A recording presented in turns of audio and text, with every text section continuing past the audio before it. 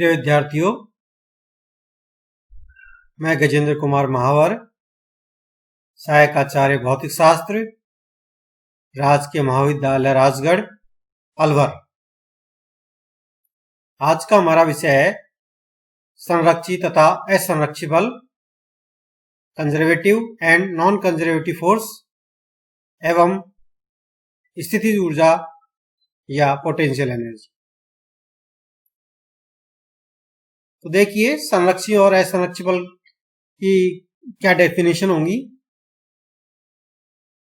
किसी पिंड या निकाय पर कार्य करने वाले बलों को हम दो श्रेणियों में विभाजित कर सकते हैं। एक तो है संरक्षी बल, दूसरा है असंरक्षी बल। और संरक्षी और असंरक्षी बल की जो डेफिनेशन है वो तीन प्रकार से दी जा सकती है। तो पहली जो व्याख्या करेंगे हम वो गतिज ऊर्जा के रूप में व्याख्या करेंगे कि गतिज ऊर्जा के रूप में हम संरक्षी और असंरक्षी बल को किस प्रकार परिभाषित कर सकते हैं। तो देखिए, यदि किसी कण की बल के प्रभाव में एक पूर्ण चक्र पूरा करने पर गतिज ऊर्जा उतनी ही रहती हो जितनी उसकी प्रारंभ में थी, तो वह बल संरक्षी बल कहलाता है, कंजर्वेटिव फोर्स कहलाता है। यानी किसी बल के प्रभाव में कोई गति हो रही है और एक पूर्ण चक्र में गतिज ऊर्जा उतनी रहती है जितनी की पहले थी, तो उस केस में वो जो बल है वो संरक्षी बल कहलाएगा। और यदि चक्र पूरा करने के बाद भी अगर प्रारंभिक अवस्था में लौटने पर कण की गतिज ऊर्जा में परिवर्तन हो जाता है तो कण पर कार्यरत बल कौन सा हो जाएगा? असंरक्षी बल, नॉन कंजर्वेटिव फोर्स। तो कार्य ऊर्जा प्रमेय से हम क्या लिख सकते हैं? वर्क एनर्जी थ्योरम से हम क्या लिख सकते हैं कि W इक्वल टू डेल के इक्वल टू 0। ठीक है, क्योंकि गतिज ऊर्जा में कोई परिवर्तन नहीं हो रहा, किया गया कार्य गतिज ऊर्जा में वृद्धि या परिवर्तन के बराबर होता है। तो डेल के जो है वो क्या हो जाएगा? 0, संरक्षी बल की परिभाषा से। तो संरक्षी बल के लिए हम क्या ले सकते हैं? W इक्वल टू डेल के इक्वल टू 0। इसको हम एक थोड़ा सा सिंपल उदाहरण से हम और समझ सकते हैं कि यदि किसी गेंद को v वेग से हम ऊर्ध्वाधर ऊपर की ओर फेंका जाए और कुछ देर बाद जब गेंद वापस लौटती है तो लौटने पर गेंद का वेग वही होगा जो फेंकते समय था। अर्थात लौटते समय और गेंद को फेंकते समय दोनों समय पर गतिज ऊर्जा समान होगी। तो इस स्थिति में गेंद पर जो कार्य करने वाला जो बल है, गुरुत्वीय बल, वो क्या हो जाएगा? संरक्षी बल, क्योंकि प्रारंभ में और वापस लौट के आया तो भी गति ऊर्जा का मान समान है। लेकिन यदि हम गेंद की गति पर वायु या हवा के घर्षण बल को प्रभावी मान लें तो गेंद के लौटने पर गतिज ऊर्जा में परिवर्तन होगा। पर ऐसी स्थिति में गेंद पर जो कार्यरत बल है, कौन सा बल? घर्षण बल, असंरक्षी बल होगा। ठीक है, तो आदर्श जो स्प्रिंग है, आदर्श स्प्रिंग द्वारा गुटके पर कार्यरत जो प्रत्यास्थ बल है वो भी संरक्षी बल होता है। आगे देखिए, द्वितीय वाक्य, सेकंड डेफिनेशन जो हमें वो कार्य के रूप में देते हैं। देखिए, कार्य के रूप में हम इसको किस प्रकार परिभाषित कर सकते हैं। यदि किसी बंद पथ में गति करने वाले कण पर एक पूर्ण चक्र में बल द्वारा किया गया कार्य शून्य हो तो बल संरक्षी बल होता है। यानी एक पूर्ण चक्र में बल द्वारा किया गया कार्य अगर शून्य हो तो वह बल कौन सा होगा? संरक्षी बल। और यदि किया गया कार्य शून्य नहीं हो तो वह बल कौन सा हो जाएगा? असंरक्षी बल, नॉन कंजर्वेटिव फोर्स। तो पुनः कार्य ऊर्जा प्रमेय से W इक्वल टू डेल के इक्वल टू 0, क्योंकि यहां पर अब क्या है? कार्य का मान शून्य है, तो तो ये जो कंडीशन होगी किसके लिए होगी, कंजर्वेटिव फोर्स के लिए। और नॉन कंजर्वेटिव फोर्स के लिए इसका मान 0 के बराबर नहीं होगा। ठीक है, तो इस डायग्राम में देखिए कि ये हमारा प्रारंभिक पथ है, बिंदु है, ये अंतिम बिंदु है। तो देखिए एक कण द्वारा बिंदु ए से बिंदु बी तक पथ ए द्वारा किया जाता है। यानी यहां पर जो है एक कण कहां जा रहा है, बिंदु ए से बिंदु बी पर, और कौन सा पाथ अपना रहा है, फर्स्ट। और पुनः बी से पुनः ए तक लौटने में पथ सेकंड से लौट रहा है। यानी जा तो पथ फर्स्ट से रहा है और लौट रहा है पथ सेकंड से। तो इसके लिए हम क्या लिख सकते हैं, WAB first plus WAB second equal to 0। तो कण पर कार्यरत बल कौन सा हो जाएगा, संरक्षी बल, क्योंकि चक्र पूर्ण कब होगा, जब ए से बी तक जाए, बी से पुनः ए तक आ जाए, तब एक पूर्ण चक्र होगा। तो पूर्ण चक्र में किया गया कार्य कितना होना चाहिए, 0 के बराबर। अर्थात WAB first plus WAB second का मान 0 होगा। तो वो बल कौन से हो जाएंगे, संरक्षी बल। और असंरक्षी बलों के लिए WAB first plus WAB second is not equal to 0 होगा। ठीक है, आगे देखिए तीसरी परिभाषा, पथ के रूप में। पथ के रूप में हम संरक्षी बल को किस प्रकार डिफाइन कर सकते हैं, वो देखिए। संरक्षी बल वह बल होता है जिसके द्वारा एक कण को किसी एक बिंदु से दूसरे बिंदु तक विस्थापित करने में किया गया कार्य पथ पर निर्भर नहीं होता है। ठीक है, यानी कण को हम एक बिंदु से दूसरे बिंदु तक विस्थापित करेंगे तो कण द्वारा जो किया गया कार्य है वो पथ पर डिपेंड नहीं करता है, सिर्फ डिपेंड करता है कण की प्रारंभिक और अंतिम स्थितियों पर। तो वो बल कौन सा हो जाएगा, संरक्षी बल। अगर किया गया कार्य पथ पर निर्भर करता है तो जो कार्यरत बल है वो कौन सी प्रकृति का होगा, असंरक्षी प्रकृति का, नॉन कंजर्वेटिव।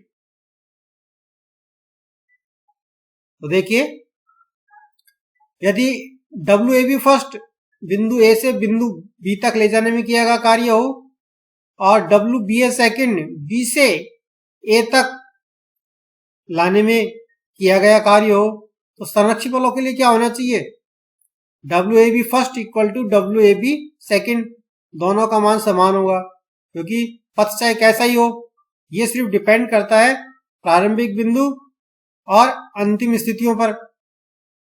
अर्थात प्रथम स्थिति और अंतिम स्थिति पर डिपेंड कर रहा है, पथ चाहे कैसा ही हो या बीच की स्थितियां कैसी भी हो उस पर डिपेंड नहीं कर रहा है। तो संरक्षी बलों के लिए ये जो पथ है उसका मान समान होगा, और असंरक्षी बलों के लिए ये जो किया गया कार्य है वो बराबर नहीं होगा।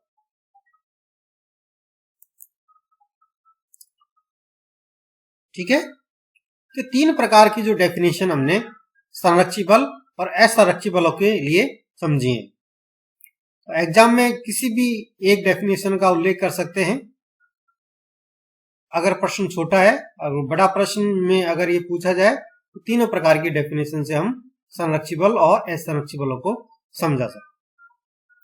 अब आगे देखिए स्थितिज ऊर्जा, पोटेंशियल एनर्जी। किस प्रकार डिफाइन कर सकते हैं हम स्थितिज ऊर्जा को, कि वस्तुओं में अपनी स्थिति, अभिविन्यास तथा विकृत अवस्था के कारण कार्य करने की क्षमता को ही स्थितिज ऊर्जा कहते हैं। वस्तु में अपनी पोजीशन के कारण, ओरिएंटेशन के कारण या उनकी डिफॉर्म स्टेट के कारण उनमें कार्य करने की जो क्षमता है वही स्थितिज ऊर्जा कहलाती है। जैसे ऊंचे स्थान पर रखी वस्तु में, किसी गिरते हुए पत्थर की किसी भी स्थिति में, खींचे हुए स्प्रिंग आदि में कार्य करने की क्षमता होती है, अर्थात उनमें स्थितिज ऊर्जा होती है।